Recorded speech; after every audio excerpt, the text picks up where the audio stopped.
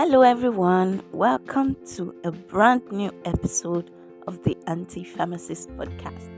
How was your weekend? Hope you had a nice time with friends and family. So, on today's episode, I will be addressing a question.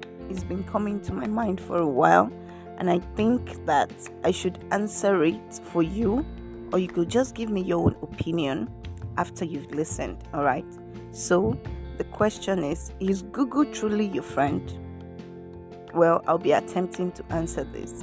Many a times, patients, people, once you have a symptom, once you're feeling funny, the first place you go to is Google. Even before you visit the pharmacy or the hospital, you have visited Google first. Well, there's this saying that never Google your symptoms.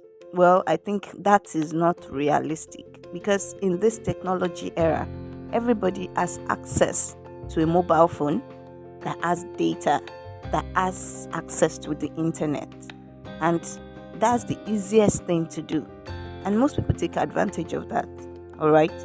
Because of the advent of technology, even children know how to use the internet. So for people that have various symptoms, they find it easy to Google it, to go on the net and find out what exactly is wrong with them.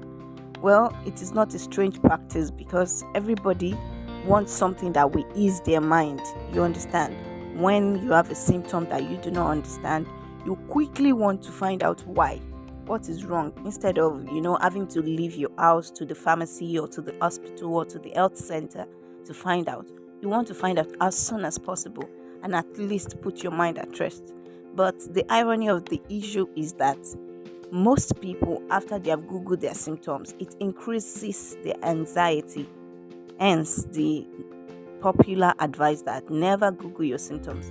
But like I said, it is not a realistic advice because even if you say that, people will still Google their symptoms. Many people come into the pharmacy and with the interaction, you would already know that this person has Googled. And in all honesty, Google was made for that purpose, to bring information to people's fingertips.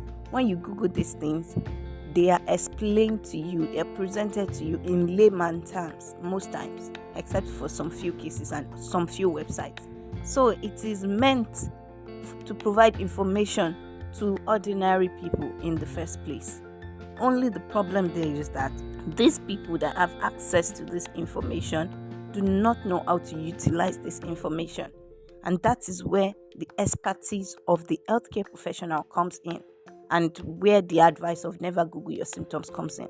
Because Google will not give you a differential diagnosis like a healthcare professional will do.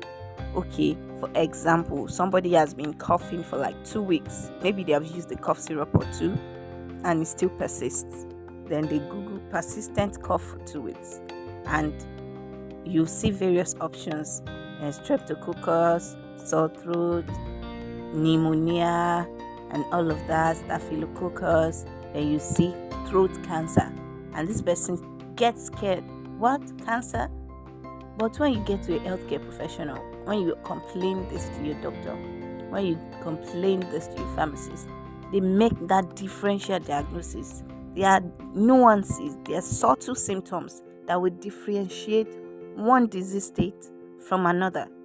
And that is where the knowledge of the healthcare professional comes in. So, my advice for you and my answer to that question is that Google can be your friend or your enemy, depending on what you do with the information you get from there. Alright?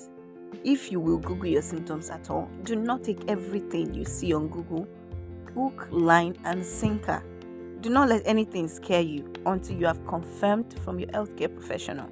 So, I can't tell you to not Google your symptoms because most people already do.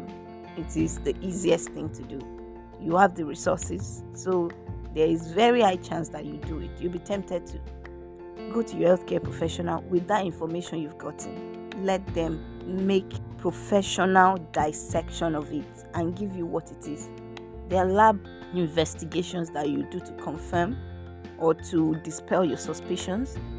There are questions they will ask you to align and streamline the symptoms you have and match it to a particular diagnosis, to a particular disease condition. But that is not available on Google. Everything just comes like that. And unless you've had that training, you won't know what to do with it. So my advice is, if you can, you don't have to Google your symptoms. But even if you will, don't take everything you are seeing there as, okay, this is what is wrong with me. There are 1,001 diseases that have similar symptoms. All right. So you can't say that you have all of those diseases based on that symptom. It might just be one little difference that will make a huge difference in diagnosis. So if you want, Google your symptoms.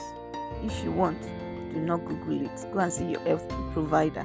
But do not let Google answers scare you. All right. So, is Google truly your friend? Only you can answer that, depending on how you use it. And that's all I have for you today, really.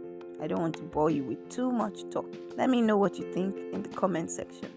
Just give me your own opinion or experiences of the kind of symptoms that you've Googled and the kind of responses it brought, how it made you feel. Did it scare you? Was it correct when you got to your healthcare provider? Let me know in the comment section or via DM on our social media pages. Alright? Of course, I'll ask you to share this episode. Let me know the opinion of other people too. Let this podcast get to as many people as possible. Your support means a whole lot to me. And like I usually say, for collaborations, for suggestions, you can write to us via mail at antipharmacistpodcast@gmail.com. We'll be very happy to hear from you. Thank you so much for listening. Have yourself a very nice week.